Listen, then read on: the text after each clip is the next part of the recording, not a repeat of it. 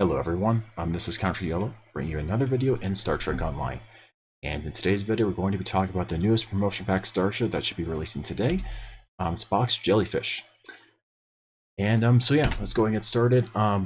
Again, like most of these other Starship Comparisons videos, I will first start off with the raw stats themselves, compare them to a couple of ships that I feel are most noteworthy, and then talk about the other things like the trading console that will be with the Starship last.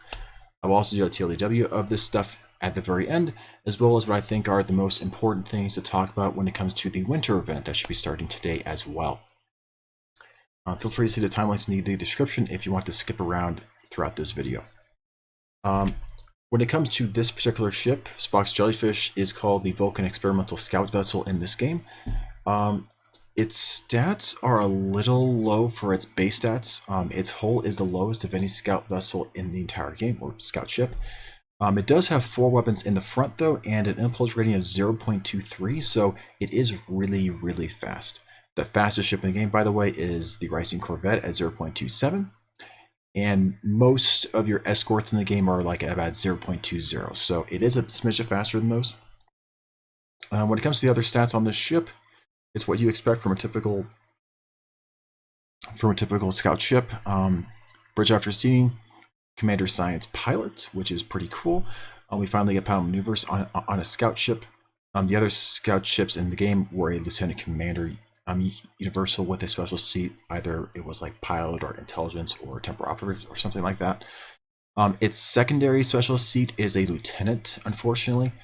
Most of the recent promotion pack ships seem to be a commander and a lieutenant, instead of commander and lieutenant commander, what we were getting from like about a year and a half ago. I guess it's just what Cryptic wants to do now, right now.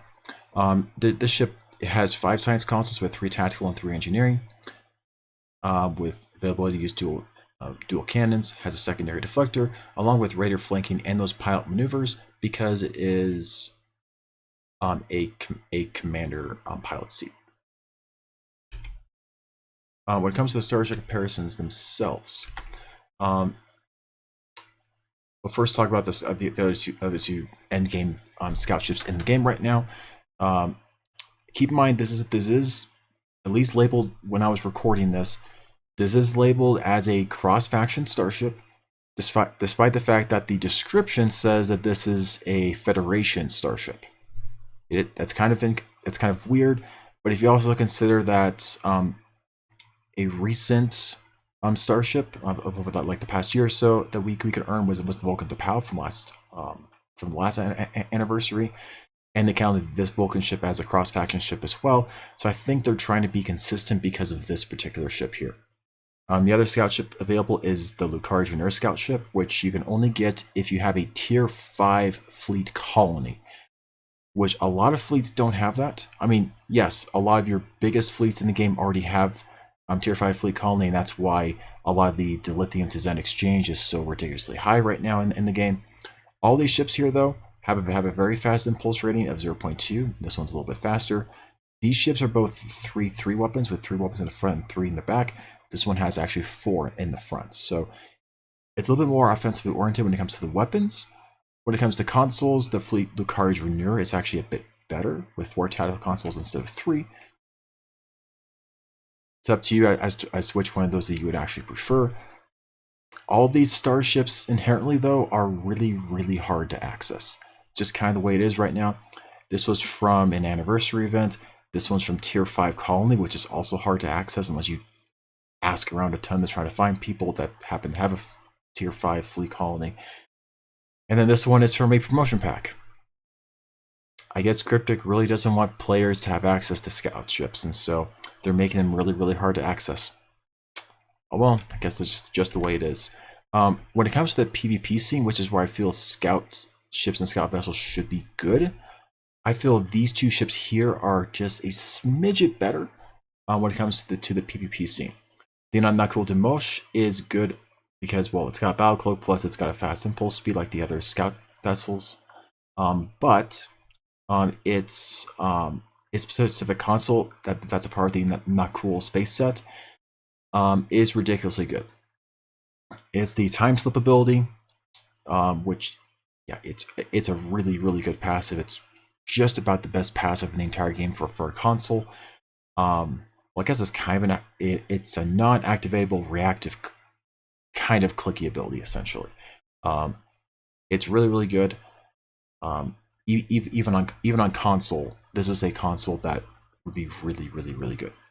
So, unfortunately, that particular console from the ship is only usable on not cool ships.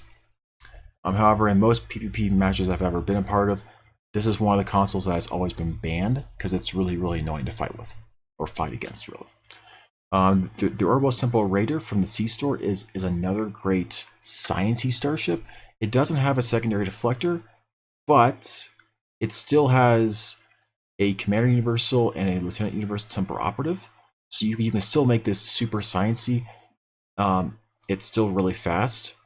Pretty much on par with a Vulcan Experimental ship, honestly, just that it's way lower on shields and about the same on the hull ratio. Weapon layout's about the same as well, but it's got an experimental weapon instead of a secondary deflector. And it has a battle cloak as well. So if you want a little bit more of a budget version of Vulcan Scout ship, the Ouroboros Temple Raider is, in my opinion, a pretty decent alternative to it. When it comes to fast starships, obviously the Ricine Corvette is the fastest ship in the entire game. It doesn't have Raider flanking, but it is really fast. Also, all of the pilot escorts and pilot warbirds from that pilot escort mega bundle that was released during the Iconian War set of missions several years ago, those ships have a 0.24 impulse rating, which for a long time in the game was the fastest in the game. And it wasn't until the recent summer event with the new updated Tier 6 Ricine Corvettes that anything was actually faster than these ships. Most ships in the game, if it's a 0.23 or 0.24 impulse rating, they're basically the fastest ships in the game from a practicality standpoint. For some more fastish ships, the Day 1 Ikabar pilot escort is the one that what's it called? It has the strong science trait improved gravity well. So if you're wanting a cross-faction starship for that particular trait, this is the ship to get. Also, the fleet pilot raiders, the fleet pilot bird of prey and fleet pilot light escort for Federation captains, also has a commander pilot and is pretty fast itself as well, with the 4-2+1, and its stats are a little bit higher on hull for way lower on shields. A lot of people think that shields are kind of worthless, so I mean, if you're one of those people, then these ships here from the fleet might be another alternative for you as well. Usually you have to work around that you don't get improved gravity well 3 on the ship and no secondary deflector, and it's not as big of a deal for you. Keep in mind, secondary deflectors for science vessels account for a vast majority of the damage you end up doing. Generally like 25 to like a third of every damage is straight from your secondary deflector due to your abilities and such, so not having it is a big deal.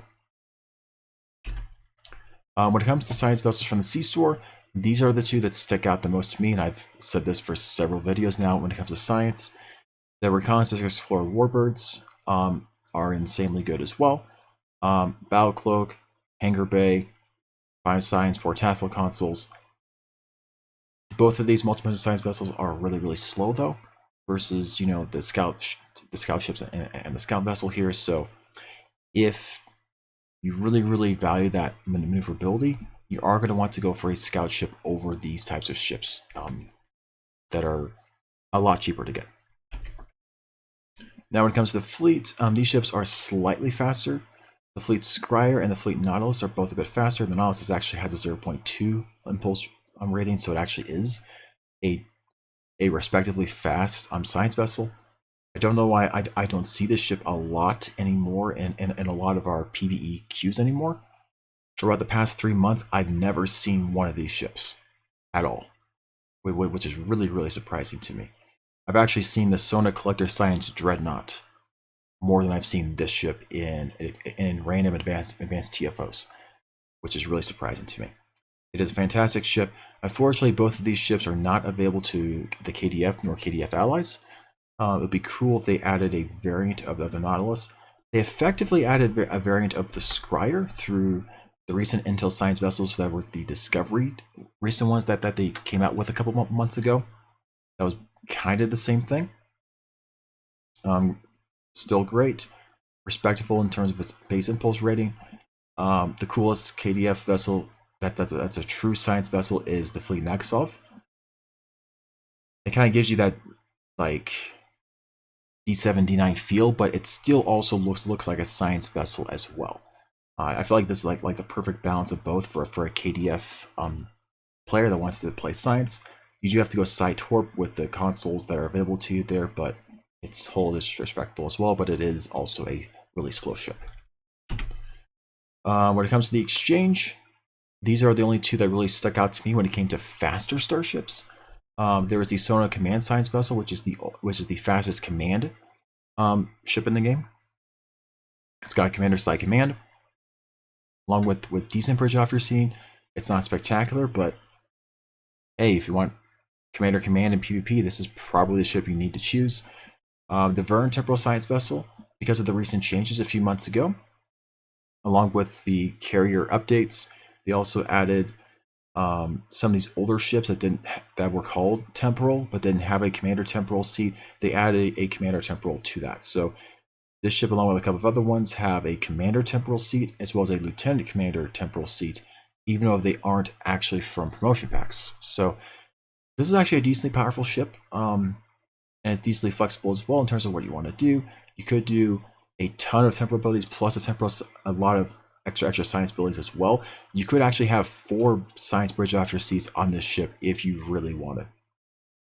I wouldn't advise that because you probably want at least a C4 torpedo spread at minimum, but you could in theory if you wanted. Now, when it comes to the console and the trade and such, obviously the big thing that sticks out is that is the console from it, which is called Eject Red Matter. It's what you kind of expect from it if you've watched Star Trek 2009. Its passive gives you extra phaser damage as well as extra exotic particle generator skill. It's active, creates a short-term black hole that also happens to pull in other anomalies as well. So say if you have a really long-lasting gravity well out there, it'll be pulled in. If you have a lot of extra rifts that are caused from a torpedo spread from the Dyson gravimetric torpedo, those will also be pulled into, and other things as well. Is this thing really worth getting a promotion pack starship to get this thing? Probably not for the average player. I'm not going to get it for any of my science captains, but I mean, it still is a nice, interesting clicky. So there is that for you too.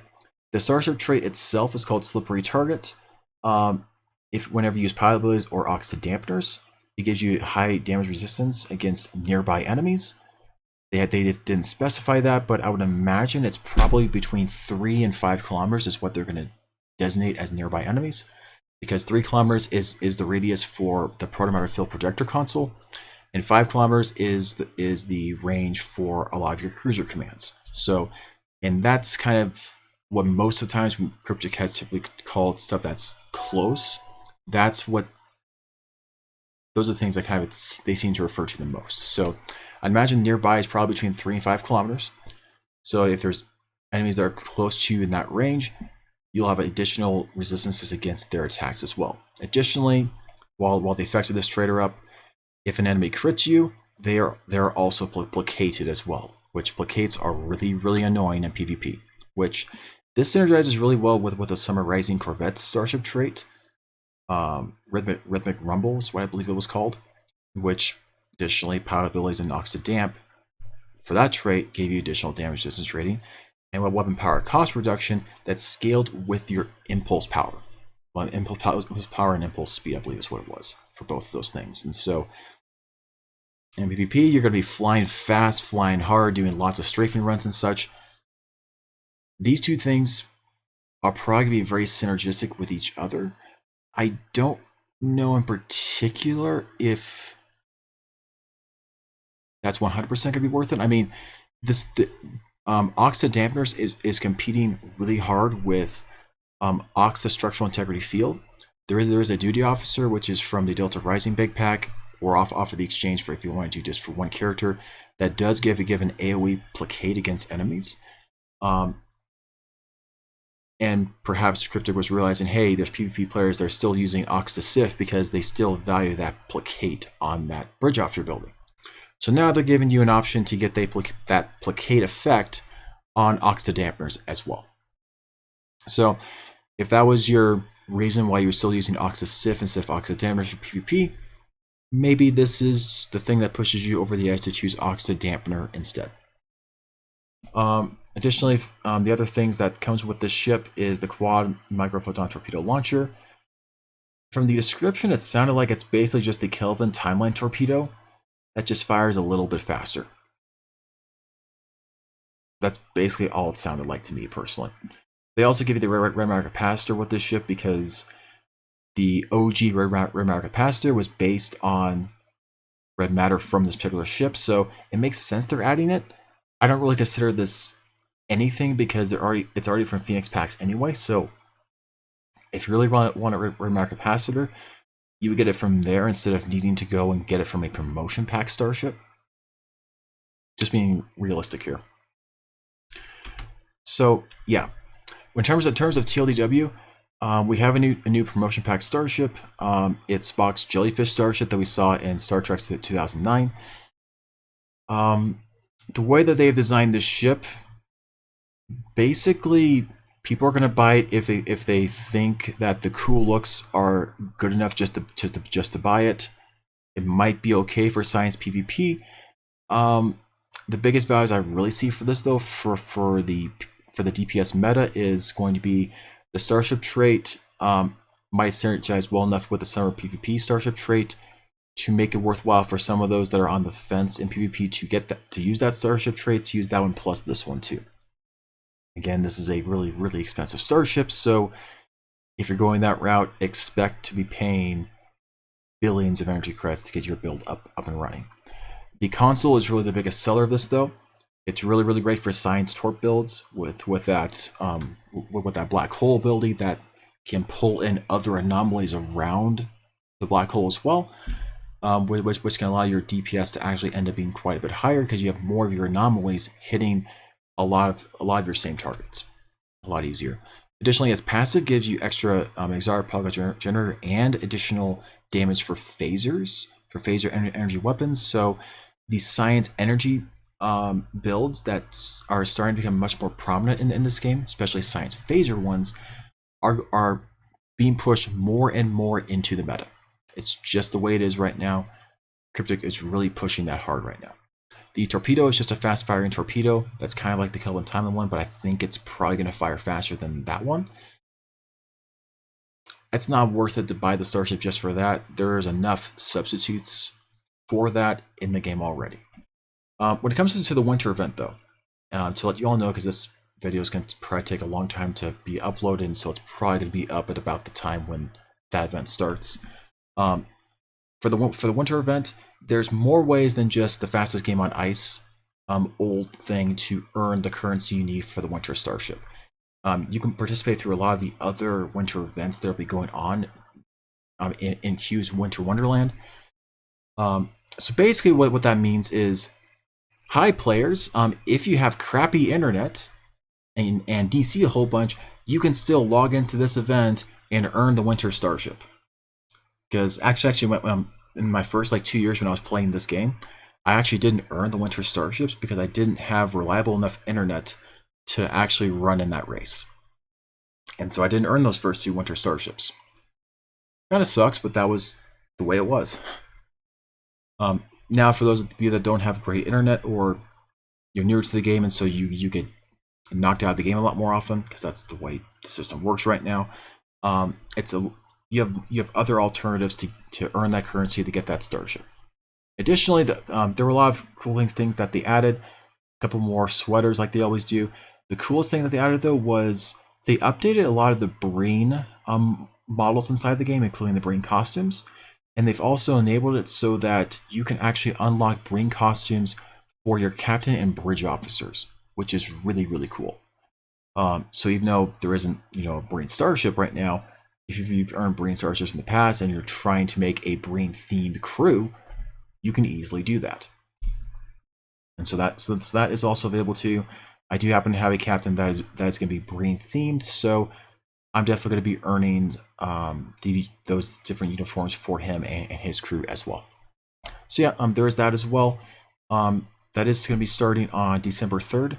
This happens to go out sooner than that, then it's actually going to be on December 3rd when that starts. So yeah, the winter event should be live. The reason why I didn't actually cover the winter starship today was because even though we've had some unofficial reports on what those stats that winter starship was going to be, we aren't 100% sure if they're adding a fleet variant of that starship to be able to get after you earn it. We're not, and because we haven't seen any stats for that or anything, because we had the fleet Rising Corvette that we were able to get after we earned the regular Rising Corvette, but for the Elachi ship there was no fleet version of that if you earn that particular starship. So yeah, we'll see if they add a fleet version of this new Fekalari Dreadnought carrier. That's what it's going to be. It's a carrier that has a commander tactical seat, so it's going to have 4 weapons in the front and 3 in the back, probably. Or maybe it's 5 and 2. I don't know. It's been a while since I've checked that post. Whenever they release the official stats for that, and if they are going to release a fleet version of that along with it, I will go ahead and record that as well and upload that as fast as YouTube is willing to accept the video. Anyway, thank you all for watching, and enjoy the rest of your day.